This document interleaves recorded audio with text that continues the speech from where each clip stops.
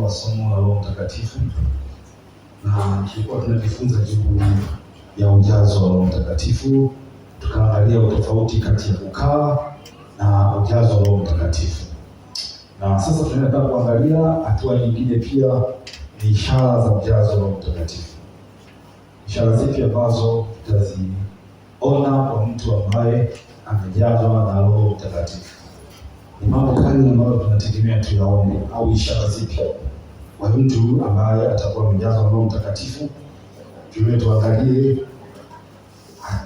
ishara chache kati ya nyingi kulingana na maandiko ya ujazo wa Roho Mtakatifu. Ishara ya kwanza ni ujasiri katika kushuhudia, kama tulisha isoma ile andiko. Tunaona kwamba katika Matendo ya Mitume sura ya 4 mstari wa 31 akasema mahali ulipokuwa kiwemo mahali pale pakatikiswa. Na palipokuwa kumetikiswa mahali pale, Biblia inasema wote wakajazwa na nguvu za Roho Mtakatifu, wakaanza kunena kwa lugha. Na baada hapo tukaona kwamba wakaanza kuhubiri neno kwa ujasiri mkuu. Kwa hiyo matokeo ya kujazwa na Roho Mtakatifu ni walianza kuhubiri neno kwa ujasiri. Petro ambaye alikuwa ni muoga, tunaona anaanza sasa kutoka na kuanza kuhubiri kote kote. Filipo, katika miongoni mwa wale mashemasi 7 alivyokuwa Stefano na Filipo, lakini tunaona naye anaanza kutoka na kuhubiri maeneo tofauti mpaka Samaria na maeneo mengine miisho ya nchi bila woga. Nisome katika ile Matendo ya Mitume 4:1 ambalo tunaongelea ile neno letu ambalo tulisoma wakati uliopita. Matendo ya Mitume 4:31. Wewe Amen. Tusome katika Matendo ya Mitume sura ya 4 mstari wa 31. Nayo inasema, hata walipokwisha kumuomba Mungu, mahali pale walipokusanyika pakatikiswa, wote wakajaa Roho Mtakatifu, wakanena neno la Mungu kwa ujasiri. Nasema kwamba hata walipokuwa wakimuomba Mungu, na maana watu hao kwanza walikuwa wakidumu katika maombi ya pamoja ya ushirika. Biblia inasema walipokuwa wakimuomba Mungu, mahali pale pakatikiswa, wote wakajazwa na Roho Mtakatifu, wakajazwa na Roho Mtakatifu, wakaanza kulisema neno kwa ujasiri. Limeongeza neno ujasiri kwa sababu inaonekana mwanzo walikuwa na uoga. Baada ya kujazwa na Roho Mtakatifu, kila mmoja taifa alikuwa hawezi kusimama, alikuwa hawezi hata kwenda sehemu kuhubiri, wala hata mawazo ya kuhubiri kumtangaza Kristo. Kiu ya kumtangaza haikuwepo. Ghafla unaona kiu inaingia ndani yake. Sasa inaanza kumsukuma, sasa inampeleka huku, inapeleka huku. Sio wewe unaopeleka, bali ni Roho Mtakatifu alipo ndani yako. Ndio sasa anaanza kuongoza. Mshangaa na kupeleka huku, mshangaa na kupeleka huku. Yeye tayari ameshawaandaa watu ambao watakuja kusikiliza nyakati fulani. Kwa yeye anakuwa ameshaandaa nyuma ya mambo, tayari kuna watu wameshawaandaa. Anakusukuma wewe, lazima uende ukahubiri neno. Mkumbuka katika baba yetu wa imani Moses Kolola, mtu wa imani sana huyu, ndani yake Mungu aliweka injili ya machozi. Alikuwa akihubiri habari ya watu waliopotea, alikuwa analia sana chia watu waliopotea. Ni Mungu aliweka hiyo hali ndani yake. Hata wakati ambapo Mungu wakati mwingine hailazimisha mtumishi wa Mungu kutembea kwa miguu, mara nyingine alikuwa anatoka, Mungu alimwambia nenda Shinyanga, wakati alikuwa anaishi Mwanza. Kwa hiyo Mungu alikuwa anamtoa, hana hata anarudi, hana wakati huo ataendelea kwenda kama atakwenda basi hana, na wakati hata ile treni hana, alikuwa anatembea kwa miguu, anachukua nguo zake alizonazo, hata shati aliyovaa ile na nyingine tu moja ya kuhubiria, na kika chake amefunga, anaanza safari, anatembea usiku, anatembea mchana bila kula kokote. Bwana Yesu asifiwe. Hii katika hali ya kawaida haiwezekani. Moses Kolola katika hali ya kawaida huko mwanzo asingeweza kufanya hivyo, lakini baada ya ujazo wa Roho Mtakatifu ndani yake kukaibuka ghafla ujasiri wa kuanza kulisema neno la Mungu. Hata asimame hiyo itokee kwamba kuna wakati unaweza ukaenda asikubali hata mmoja, lakini njoo kwamba wewe kuna mbegu imepandwa. Bwana Yesu asifiwe sana. Kuna siku muda usiojua Mungu atanyanyua tena, wakati mwingine tena huyu mtu ananyanyuka, na hauta taji ya uzima itakuja kwa sababu ya ile kazi uliifanya. Hata kama matunda hujaona hapo, lakini yataonekana wakati mwingine. Bwana Yesu asifiwe sana. Sasa matokeo ujazo wa Roho Mtakatifu, tunavikwa na uweza ambao unatusukuma. Unakuwa ni kama moto ndani yetu, hautulii, unakusukuma kufanya kumtangaza Kristo. Unaona ndani watu wanavyoangamia. Mungu anaweza kuonyesha picha ya watu maelfu maarufu ambao wanaenda katika njia ya upotevu, njia ya huko. Baada ya kufa, baada ya hapa, unaona kabisa huyu mtu atakwenda moto.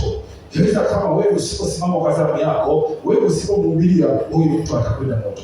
Kwa hiyo Mungu anaanza kukupa kiwa leo ndani yake. Ule moyo na macho ya huruma ambao Mungu anakuwa nayo, anaanza kuingiza ndani yako. Wewe unaanza kuona kwa macho ya kimungu. Kwa hiyo anapowatazama watu kwa kuonea huruma, kwa sababu Mungu hawezi kushika mwenyewe, anawatumia watumishi wake. Kwa hiyo ile kiu na moyo wa huruma unakaa ndani yao. Na maana hata Yesu mwenyewe alipokuwa duniani, pamoja kwamba alikuwa ni Mungu, alitembea vijijini, akaenda mjini. Yeye hakuishia mjini tu, alikwenda mpaka vijijini. Alitembea kila kona ya kijiji. Hata wakati ulipowadia, aliwatuma watu zaidi ya 70 miongoni mwa watumishi wake, akiwa amewapa uwezo kukanyaga nyoka na nge na nguvu zote za yule adui. Ishara na ajabu zilikuwa zinatendeka. Wakaenda kila kona ambapo alitaka kwenda, na kila kona katika nchi yote ya Uyahudi kote alikwenda, akazunguka mpaka Kaisaria kule kote alikwenda, na kote walirudi na furaha kuu. Kwa hiyo tunaona kwamba moyo wa Yesu ulikuwa ni kutafuta watu waliopotea, ulikuwa ni kutafuta watu waliopotea, akiwa akiwahurumia sio katika mwili tu, lakini akiwahurumia pia kwa ajili ya kitazama watu wanavyokwenda katika ile ziwa la moto. Anaona maelfu kwa maelfu wanakwenda katika ziwa la moto. Wanaona hakuna anayewaambia watu rudi. Wanaona watu wanakwenda roho za watu katika ulimwengu wa roho. Kwa hiyo mtu wa namna hiyo, Mungu atampa macho ya kuona kwa mtazamo wa kimungu. Ataanza kuona watu, hawezi kuona katika ile kawaida, ila Mungu anapomtazamisha yule mtu, anampa mpaka mwisho wake. Anaanza kutazama. Kwa hiyo akimwangalia na muonea huruma. Ni Mungu, huruma ya Mungu inakuwa ndani ya mtu, si kwa sababu ya huruma ya binadamu. Kwa hiyo sasa katika hali ya namna hiyo unakuwa huwezi kutulia. Hata Mungu atakapokuambia nenda sehemu, nenda, utakwenda. Bwana Yesu asifiwe. Wakati fulani Mungu aliniambia, nilisikia kabisa sauti. Mungu aliniambia nenda kamwambie fulani atengeneze njia zake. Asipotengeneza, nilisikia neno kia, hakika atakufa. Bwana Yesu asifiwe sana. Na mtu aliyoniambia alikuwa ni mwanajeshi. Bwana Yesu asifiwe. Ni kiongozi mkubwa wa kazi, halafu ni mwanajeshi. Bwana Yesu asifiwe. Sasa kibinadamu, nikaanza kuangalia katika mtazamo wa kibinadamu. Huyu mtu anaanza kumwambia, Bwana kaniambia utengeneze njia zako, usipotengeneza hakika, ndio neno nilosikia clear kabisa, utakufa. Bwana Yesu asifiwe sana. Basi nikahuzunika sana. Nikatafuta namna sasa, kila wakati mwingine hawa wenzetu kwa sababu mamlaka ya kinje ya kinje unaweza ukamwogopa. Bwana Yesu asifiwe. Lakini wewe una mamlaka kubwa zaidi. Kubwa zaidi isiyoonekana, lakini yenye nguvu mno. Bwana Yesu asifiwe. Nikatafuta namna, nikaificha, nikatulia kwanza, huyu tunampigaje simu. Nikatafuta namna. Bwana Yesu asifiwe. Kwa hiyo nikajitafuta wewe, lakini ndani yako moto unawaka. Natakiwa kumwambia, sitakuwa unawaka ndani yangu. Siwezi kutulia, siwezi kukaa. Bwana Yesu asifiwe. Ikapita siku, baadaye nikamwambia, sema nikalipunguza. Neno hakika utakufa, sikilisema. Bwana Yesu asifiwe sana. Bwana kaniambia utengeneze njia yako. Huyo mtu akashika, nikashangaa sana. Akashukuru kweli. Akasema, tumshukuru Mungu, nashukuru. Kweli ndio Mungu hatukia anazungumza. Response yake na alivyoitikia kwa moyo unyenyekevu. Bila neno hakika utakufa, siku moja. Kwa hiyo baada ya muda fulani nisio ujua nyakati fulani imepita miezi. Siku moja tuko katika maombi, Bwana akazungumza, akatupitia tulikuwa katika maombi na Mungu akazungumza katikati ya tuliokuwepo hapo. Mungu akasema moja kwa moja, nikikutuma siku nyingine kwa mtu yoyote, usiogope, nenda kaseme lile ninalokuambia, usimalilishe. Bwana Yesu asifiwe sana. Bwana Yesu asifiwe sana. Kwa hiyo Mungu anao mpango wa kila mtu. Uwe tayari. Unajua sisi ambao tuko ndani ya Kristo ni wachache sana. Wengi bado wako dhambi. Wako wengi wako dhambi. Sasa Mungu anapokutazama, hawezi kumtazama mwambie yuko dhambi na akaokoe wenzake. Anakutazama wewe ambaye tayari umeshakufahamu. Anakupa kazi wewe. Sasa unapokaa ujue kabisa kwamba nayo kazi. Hawa mitume na wengine wote walisikia neno la Mungu, walipolisikia wakapewa ujasiri, wakapewa nguvu. Halafu wakaanza kunena neno kwa ujasiri. Bwana Yesu asifiwe sana. Hakuna aliyezuia roho. Walikwenda kokote ambako Mungu alitaka aende, walikwenda. Na wengine sasa gharama ya kwenda kwao wote wagharimu kifo. Bwana Yesu asifiwe sana. Ishara nyingine ni furaha, amani. Ni furaha na amani, lakini inayotoka ndani. Amani ya kiroho, furaha na amani ya kiroho ambayo inaanzia ndani. Furaha na amani. Kwa Bwana Yesu wakati anawaambia wanafunzi wake, alisema tunaona katika Paulo anatokea katika Warumi 14:17, Warumi 14 anasema, kwa maana ufalme wa Mungu si juu ya chakula na vinywaji, bali ni haki, amani na furaha katika Roho Mtakatifu. Ile Warumi 14:17 anasema, kwa maana ufalme wa Mungu si chakula na kinywaji, bali ni haki, amani na furaha katika Roho Mtakatifu. Kwa hiyo kuna furaha fulani ambayo ipo ndani ya Roho Mtakatifu, ambayo haitokani na chakula vizuri, haitokani na vitu vyote vya kupendeza mwili, havitokani na vitu ambavyo vinapendeza kutazama, havitokani na vitu ambavyo ukivipata nafsi na burudika, havitokani na ladha yote ya kibinadamu, bali ni furaha inayoachiliwa. Roho Mtakatifu mwenyewe anaiachilia ndani yake. Anayachilia ndani yake. Roho Mtakatifu mwenyewe. Unajikuta ile fulani ya roho inaanzia roho. Kwa hiyo hata katikati ya magumu unashangaa wewe una amani tu. Katikati ya mambo majaribu mbalimbali unashangaa wewe kama vile unaishi katika dunia nyingine hivi. Watu wakutazama, huyu mbona anapitia haya? Mbona anapitia hivi? Mbona anapitia vile? Lakini Mungu anaachilia amani. Na amani ya Kristo ilitawa akili zote, itawahifadhi nyinyi. Bwana Yesu asifiwe sana. Kwa hiyo sasa moja hapo ni hiyo furaha, amani ya kiroho. Lakini nyingine ambayo ishara nyingine ya kwamba huyu mtu amejazwa na Roho Mtakatifu ni utii na upendo. Utii na upendo. Ukisoma katika Yohana 14 au mstari wa 23, tuisome kidogo. 14 mstari wa 23 na Galatia 5:22. 14:23 na Galatia 5:22. Yohana 14:23 inasema, Yesu akajibu akamwambia, mtu akinipenda atashika neno langu, na Baba yangu atampenda, nasi tutakuja kwake na kufanya makao kwake. Bwana Yesu asifiwe sana. Mtu akinipenda atashika neno langu, atashika amri zangu, na Baba yangu atampenda, nasi tutakuja kwake na kufanya makao kwake. Rudia tena huo mstari tu. Bwana Yesu asifiwe.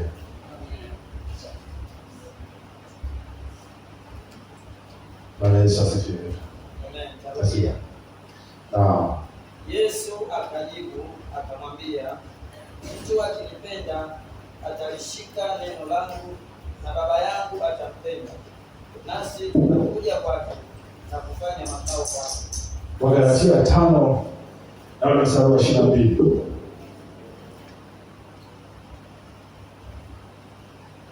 Galatia 5:22. Inasema, lakini tunda la Roho ni upendo, furaha, amani, uvumilivu, utu wema, fadhili, uaminifu. Mtu yoyote aliyojawa na Roho Mtakatifu anao upendo katika kulitii neno lake. Bwana Yesu anasema hapa, mtu akinipenda. Kwa hiyo Yesu hakuangalia maneno ya watu. Kwa hiyo wanakuja wanasema, Bwana tunakupenda, Bwana unajua hiki. Lakini Mungu alisema mtu akinipenda atazishika amri zangu. Akaendelea mbele kidogo, akasema mimi nitamuomba Baba ili awapatie msaidizi mwingine.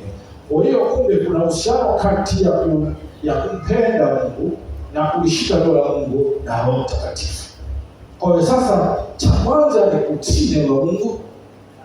Katikati ya kutii ndipo tunaonyesha kwamba tunapenda, na katika kupenda wewe hutaomba Roho Mtakatifu, ni automatic yeye atakuachia wake mtakatifu. Baba ndio atakaye, Mwana ndio atakaye muomba Roho Mtakatifu, atamuomba Baba aje kwako. Bwana Yesu asifiwe sana. Anasema tena yeye na Baba watakuja waweke maskani kupitia Roho Mtakatifu. Kwa Roho Mtakatifu anapokaa ndani yetu, ni Baba yuko ndani yetu, ni Mwana yuko ndani yetu kupitia Roho Mtakatifu. Kwa hiyo yeye anakuja kuweka maskani.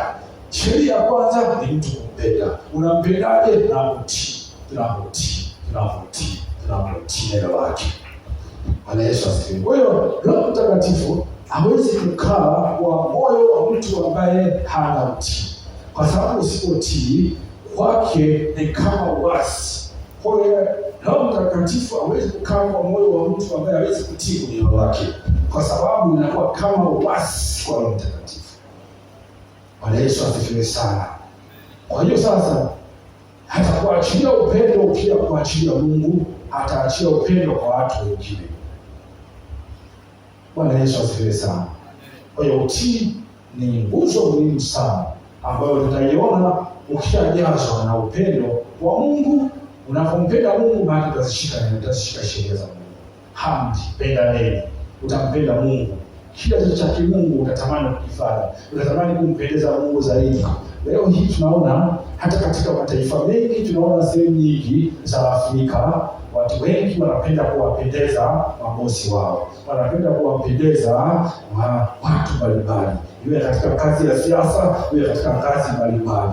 Zote ziko hivyo, lakini Mungu anasema mtu atakayenipenda atazishika amri zangu. Sasa tuko tayari kuzishika sheria za dini, lakini hatuko tayari kuzishika sheria za Mungu. Mungu anasema ukinipenda utazishika amri zangu. Anapokuambia nipende au samehe, katika zile sheria zote ambazo zipo, ambazo zinazungumzwa ndani ya moyo wako kupitia Roho Mtakatifu, Mungu anakupa usito fulani, lakini ndugu yako usifanye jambo fulani, unashangaa unaenda kufanya. Kwa sababu upendo wa Mungu ndani yako umepungua. Umeamua kumpenda mfalme wa anga na matendo yake yote, mfalme wa mbingu na nchi, umeamua kumweka pembeni. Hata kama kuna sauti inakuambia mwanangu usifanye hivyo, anahuzunika kwa ajili yako. Bwana Yesu asifiwe sana. Anakuwa kama alama ndani yako, kwa sababu wakati unaokoka, yeye Roho Mtakatifu alikaa ndani yako. Anakuwa kama alama kwamba wewe ni mali ya Kristo. Tunaposema na mkataa shetani na kazi zake, yeye anakuhamisha, anakupiga muhuri, anakaa ndani yako. Bwana Yesu asifiwe. Lakini hawezi kukuzuia wewe kumkubali au kutokumkubali, liko ndani yako. Ikawa yeye ana uwezo wa kuweza kukontrol, kudhibiti kila kitu cha asili, lakini kitu ambacho hawezi kufanya ni kuweza kudhibiti moyo wako. Moyo wako ameuacha chini ya mamlaka yako mwenyewe. Umpende Mungu kwa moyo wa kupenda, si kwa moyo wa kulazimishwa. Kwa yeye kitu ambacho atakaa ndani yako, lakini atatulia pale utakaposema tu siwezi Bwana nisaidie. Siwezi Bwana nisaidie. Yeye anasimama, anakusaidia. Bwana Yesu asifiwe. Utii na upendo ni ishara. Lakini ishara nyingine ni lugha mpya pamoja na karama na utendaji kazi wa karama za Roho Mtakatifu. Hiyo ni lugha mpya, ni ishara mojawapo na utendaji kazi wa karama. Lakini si lazima kwamba kila mtu kwamba ni njia pekee ya wokovu, kwa sababu hii inatokea kwa kadri apendavyo Roho Mtakatifu mwenyewe anapoamua kujiachilia juu ya mtu. Lakini Yesu anatuambia ya kwamba tukimwomba yeye hataacha kutupa Roho Mtakatifu wale wapendao. Na katika ile Marko 16:17 anasema, na ishara hizi zitaambatana na hao waaminio, watasema kwa lugha mpya. Bwana Yesu asifiwe sana. Kwa hiyo sasa, lugha mpya pamoja na ishara za Roho ni ushuhuda kwamba Kristo anatawala kupitia Roho wake Mtakatifu, japokuwa si dalili ya kipekee kwamba wewe moja nena kwa lugha kama wewe Kristo hayuko ndani yako. Hapana, ila tunena kwa lugha ni dalili ya ishara kwamba Roho Mtakatifu yuko ndani yetu. Kwa hiyo anaweza kama ndani yako, lakini bado hujapata neema kunena kwa lugha, lakini bado katika hizi dalili zote tulizoziona na ishara zote tulizoziona hizi, unaweza kunena kwa lugha lakini una utii, una upendo. Bwana Yesu asifiwe. Bwana Yesu asifiwe. Kwa katika hizi zote tulizosema hizi zote zinaashiria kwamba wewe umejawa na Roho Mtakatifu. Kwa hiyo sasa, kumbe tunakuja kuona mtu aliyojawa na Roho Mtakatifu haiko tu katika maneno, ila tunaweza kumtazama katika upendo wake kwa Mungu na upendo kwa wengine, utii katika neno lake na utii katika maagizo na sheria za Mungu. Bwana Yesu asifiwe sana. Amani ya isiyotetereka pamoja na ujasiri wa kulisema neno la Mungu bila kuyumbishwa, bila woga. Yesu anaposema nenda sehemu fulani, anaposema jamani twendeni mtaani tukahubiri neno la Mungu, anataka twende tumtii. Yeye anajua. Unaweza kuenda siku ya kwanza kusiku na mtu yeyote. Unaweza kuenda siku nyingine asiwepo hata mtu mmoja aliokoka. Unaweza kuenda siku nyingine, pote anapima upendo wetu kwake. Je, utaendelea kumtumikia kwa sababu huoni matokeo? Msiaona kwa macho lakini roho yanaonekana. Na Yesu asifiwe sana. Kwa hiyo upendo kwa Mungu ni dalili kwamba huyu mtu anaongozwa na Roho Mtakatifu. Sasa tuangalie sasa jinsi ya kujazwa na Roho Mtakatifu. Jinsi ya kujazwa na Roho Mtakatifu. Siku moja wakati miaka kama 20 nakumbuka, miaka kama 18 na ishi kwa 2005 na 6, kwa 2006 kwa miaka kama 20 iliyopita. Nimeenda kwa mara ya kwanza pale kwa askofu Gamanywa.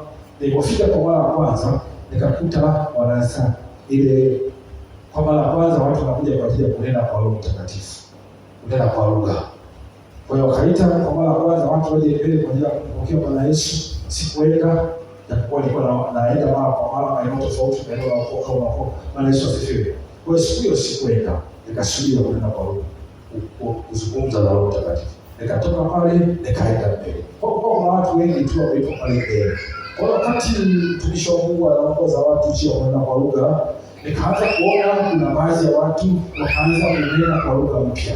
Ghafla ndani yangu nikasikia maneno yananiambia, shetani anaanza kuzungumza ndani yangu, hawa walokole ni waongo. Bwana Yesu asifiwe sana. Ni waongo kwa sababu ndani yangu sisikii chochote, wanajifanyisha.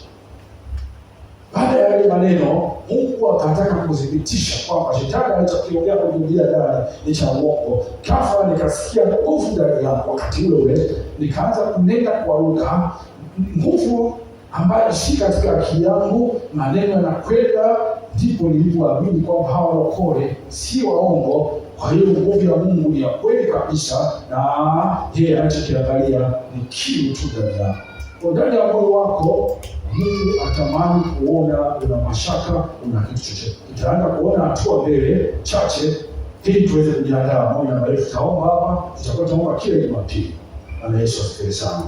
Kwa hiyo kujazwa kwa Roho si jambo la bahati, wala si kwamba ni jambo la mtu fulani au tu watu fulani ndio special kwa ajili ya kujazwa Roho Mtakatifu. Hapana, haiko hivyo. Haiko kwa ajili ya wachungaji, haiko kwa ajili ya wazee, haiko kwa ajili ya mashemasi, haiko kwa ajili ya watu fulani tu, ya wafalme, enzi na enzi. Hapana, haiko kwa ajili ya manabii, iko kwa ajili ya watu wote wenye kiu, watu wote wenye shauku. Kwa hiyo lazima shauku yako ya kutaka kumpokea iwe juu sana, kama vile Biblia inasema, inatumia neno la yule mnyama katika ile Zaburi ya 1:2 mstari wa kwanza na wa pili, anatolea mfano yule ayala ambaye mnyama, anasema kama vile ayala atamandivyo maji ya vijito vya maji. ndivyo ambavyo moyo wangu unavyokutamani wewe, unapokuwa na shauku na wewe. Sasa wakati najaribu kumtazama huyu mnyama hewa, ni mnyama gani huyu na tabia zake, nikajaribu kwenda kumwangalia, nikakuwa kumbe kwa Kiingereza anaitwa hyena, na Kiingereza kwa Kiswahili ni fisi. Bwana Yesu asifiwe sana. Kwa hiyo nikajaribu kuangalia hata huyu tabia zake zikoje, mpaka nikataka kulinganisha na ile kiu ambayo mtu anatakiwa awe nayo ili aweze kuwa na shauku ya kumpokea Bwana Yesu. Kwa hiyo nikaangalia kama vile mtu yuko jangwani, hakuna chochote na ile kiu kali ya kukata.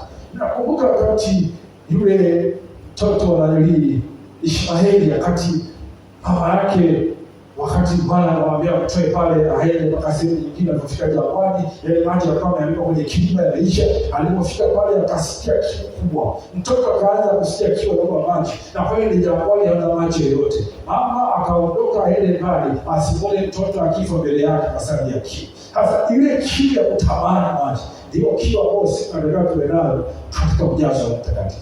Mungu anachokiangalia uangalie shauku ndani yako, si kitu kingine. Yaani hata katika ibada zetu shauku yako ikiwa kubwa, ikiongezeka, hutaona chochote ndani yako, utasema uchiko tu. Kiwango chako cha kumwinua Mungu kitaongezeka sana, hata mtu anatembea hutaona. Na ndio maana zamani watu walikuwa wanawaambianga kwamba ukitaka kuomba fumbeni macho. Ndio ilikuwa ni utaratibu wa namna hiyo huko watu walikuwa wakitoka zamani. Hiyo yote katika kuweka usikivu wao ndani, ili waweze kumtazama Mungu, wasiatazame mambo mengine ya nje. Kwa ile kiu ya ndani na shauku iwe ya mbele za Mungu, utamani uwepo wake kila wakati. Kwa hiyo ikifika kiwango hicho, kwa sababu yeye anatazama moyo, anakuangalia moyo wako, akiona kiwango hujafika, hawezi kukupa Roho wake Mtakatifu. Roho Mtakatifu atakase mtu ambapo moyo wa ule mtu una shauku na yeye. Yule mtu ambaye hata anataka kuongeza hana naye Roho Mtakatifu, ingawa yuko ndani,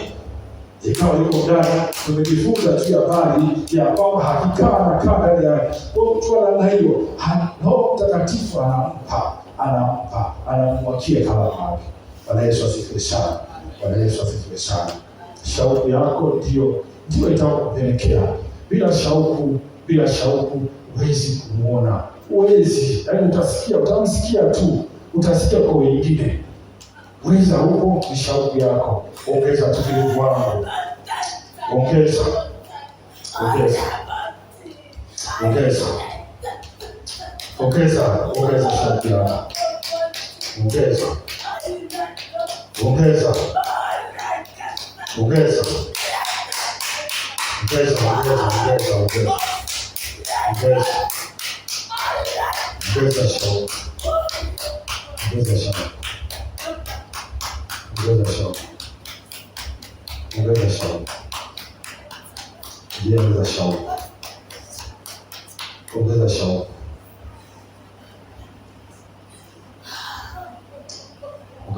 hadi ipo mbele za Mungu. Amesema katika Yoeli 2:28 ya kwamba nitamimina roho yangu juu ya wote wenye mwili. Kwa hiyo si mtu tu fulani, ni kila mtu mwenye mwili, mwenye moyo wa kumtafuta. Yoyote yule, yeye tayari yupo, uweza wake huko hapo, yupo ndani. Kumbuka yupo, ila anaangalia shauku yako. Sasa tuangalie hatua chache za kumpokea Roho Mtakatifu. Hatua chache za kumpokea Roho Mtakatifu. Cha kwanza ni kutoba na kuomba toba kabisa ndani yako. Kama kuna jambo lolote ile ambalo unaliona kabisa na umetenda na bado hujaribu kuomba msamaha, tubu garagara, hadi siangalie nikana kwenye mchanga, kwenye matope, piga magoti, tubu. Hatua ya kwanza ni kumkaribisha Mungu. Toba ufungua milango ya Roho Mtakatifu. Dhambi inafunga milango. Kwa tunapoachia toba kwa moyo wa unyenyekevu, maana yeye anachokiangalia ni unyenyekevu. Angalia wingi. Unyenyekevu unapoachia unafunika wingi wa dhambi zako ulizonazo. Zinamvuta Mungu kuweza kuja na kukusamehe. Zinaachilia na kumvuta Mungu kokote aliko kuja kuachia msamaha wake. Kwa hiyo sasa Mungu angalia wingi wa dhambi ulizotenda, ila Mungu anaangalia namna ulivyofungua moyo wako namna ulivyojiachia mbele zake. Yeye yupo kwa ajili ya kujisuluhisha. Bwana Yesu asifiwe sana. Toba ni ya muhimu sana. Ndio hata Matendo ya Mitume ukiangalia sura ya 2 mstari wa 38 tunaona akasema wakati wamejaa Roho Mtakatifu watu wakaanza kumshangaa, mioyo yao ikachomwa, mioyo ya watu wakaona. Alafu Petro akasimama kwa ujasiri mkubwa akaanza kuelezea Yesu, akamwambia tubuni tu na kumwamini. Akasema ndipo mtakapokea kipawa cha Roho Mtakatifu. Walipotubu na kuomba, Biblia inasema wote wakajazwa na Roho Mtakatifu. Wote wakajazwa na Roho Mtakatifu. Kwa hiyo hatua ya kwanza ndani ya moyo wako, usimwone mtu aibu. Kumbuka huyu Roho Mtakatifu haji kwa sababu wewe unachelewa namna yote. Mimi ni mchungaji, mimi ni askofu, mimi ni nani, mimi ni mzee wa kanisa. Yeye haji kwa staili hiyo. Anakuja kwa mtu ambaye mwenye moyo safi. Kwa hiyo hatua ya kwanza, usiweke kizuizi. Kama una kitu chochote ambacho kinakuzuia Roho Mtakatifu, fungua moyo wako. Isaya 57 na ule mstari wa 15, tusome Isaya 57 na ule mstari wa 15. Inazungumza juu ya habari ya mtu ambaye Mungu anamtazama. Isaya 57 na ule mstari wa 15. Leo takwenda kuomba na tajaza neema na uweza huko mahali hapa. Nguvu zake ziko mahali hapa. Kila mwenye kiu atapokea. Isaya 57 na mstari wa 15. Amen.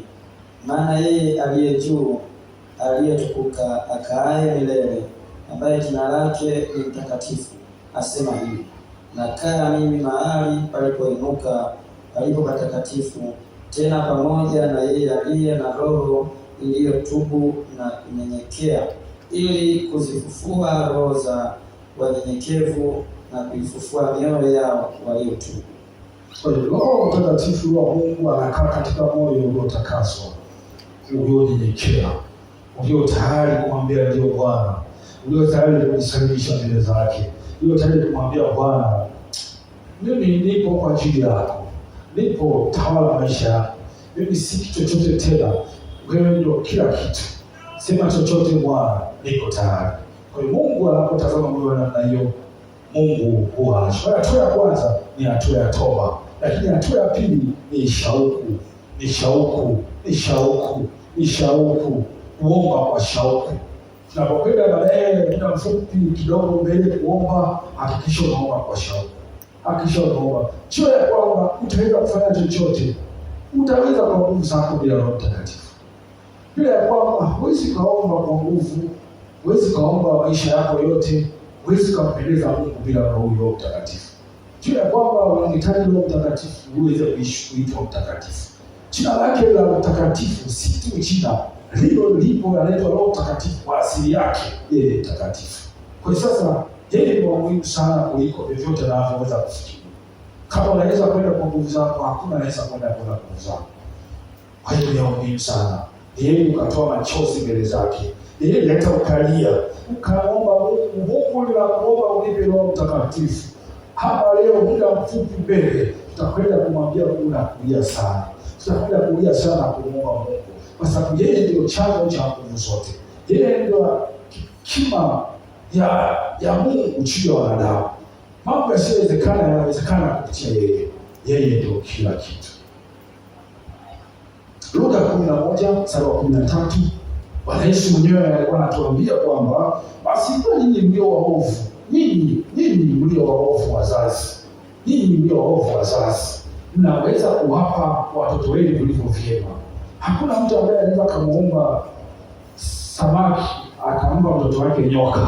Hakuna ambaye mtu anaweza kumuomba mtoto wake mkate akampa chini. Nyinyi mlio waovu mnajua kuwapa watoto wenu vilivyo vyema. Sisi zaidi sana Baba yenu wa mbinguni hata kuwapa Roho Mtakatifu wale waombao. Kwa hiyo kumbe ujazo wa Roho Mtakatifu si wa kirahisi, kuupokea, si kwa kila mtu. Ni yule ambaye atamuomba kwa kiu, yule ambaye kwa kweli atamwambia mimi nakutamani, mimi nakuhitaji, ndio kabisa kwamba Baba atamwachia, Baba atambariki bila kujali ameokoka leo. Bwana Yesu asifiwe. Unaweza kawa muda mrefu na usimpokee. Wakati ule kulikuwa kuna watu wana miezi 6 kila siku wanajaza Roho Mtakatifu. Hajaye kunena. Nilipopata neema kwenda siku hiyo Mungu akanipa neema nikajazwa Roho Mtakatifu. Kwa hiyo Mungu hataangalia urefu, Mungu ataangalia shauku yako. Hiyo ndio itakuwa ni sehemu ya kumvuta Mungu kuja ndani yako. Kwa hiyo sasa uongeze, lakini lingine ni utii wa neno la Mungu. Yohana 14:15-17 anasema mkinipenda mtazishika amri zangu. Amri zangu. Kwa hiyo mtu asiye tayari kutii neno hawezi kukaa kwa moyo wenye kuasi. Roho Mtakatifu hawezi. Kwa hiyo sasa Zaburi ya 119:11, Zaburi ya 119:11 inasema nimeliweka neno lako ndani yangu nisije nikakutenda dhambi. Kwa hiyo Mungu Roho Mtakatifu atatumia neno hilo ule ambao liko ndani ya moyo wako uliacha matokeo ya nchi yanayoonekana. Kwa hiyo mtu yeyote ambaye yuko tayari kumsikia na kufuata maelekezo ya Roho Mtakatifu akikwambia omba, nenda kaombe.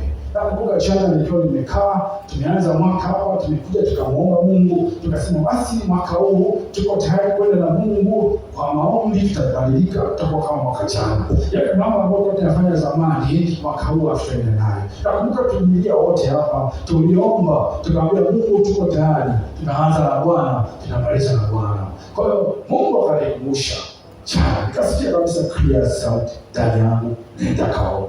Kama ambavyo nilikuwa nikisikia huko nyuma, wakati huo nakuta unapuuzia. Bwana Yesu asifiwe. Nikaenda lakini nikasema hapa. Nikarudi nikasema nikabidi nitii kwanza. Sasa hivi ni kuanza kwenda kwa kumtii Roho Mtakatifu. Roho Mtakatifu unapomtii ndipo anapozidi sasa kuongezeka. Ataanza na hatua ndogo tu ndani yako kukwambia maelekezo fulani. Kwa hiyo ukiatii ndipo anapopata nafasi zaidi ya kuweza kuendelea kutawala zaidi. Bwana Yesu asifiwe sana. Kwa neno utii kwa neno la Mungu ni la muhimu sana. Lakini lingine ni kudumu katika maombi na ushirika. Kudumu katika maombi na ushirika. Soma katika Matendo 2 na ule mstari wa 42 tunaona pale ambako Biblia inasema walikuwa wakidumu katika kusali na kuomba na kumega mkate. Kwa mitume walikuwa wakidumu. Kwa hiyo maombi ya ushirika, maombi na ibada za pamoja, kama hivi tunavyokaa katika neno la Mungu au tuko katika ibada ya maombi, tumekuja tumeitana njoo tuombe, zile ndio zinazojenga ushirika na kujaza Roho Mtakatifu.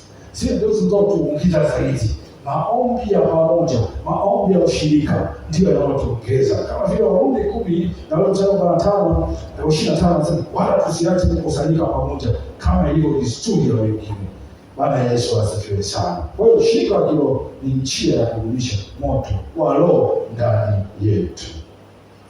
Kwa hiyo mioyo inapoungana kwa upendo kwa ajili ya kukutana Mungu, Mungu huwa anajifunua, anatujaza. Bwana Yesu asifiwe.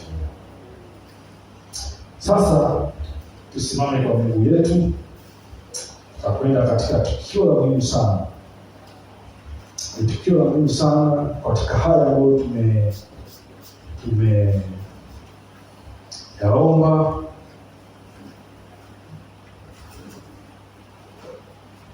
Ikiwa tunasimama, naomba tusome ile Yohana 7:38 na 39. Ikiwa tumesimama Yohana 7:38 na 39. Yohana 7:38 na 39. Nikuombe tumia fursa hii. Twende tukamlilie. Tumlilie Roho Mtakatifu, usiondoke. Yaani usimtazame mtu, usimwangalie mtu. Ng'ang'ana na Mungu, yupo anakusikia. Yohana 7:38 na 39. Soma Yohana 7:38 na 39 nasema, aniaminie mimi, kama vile maandiko yalivyonena, mito ya maji yaliyo hai itatoka ndani yake.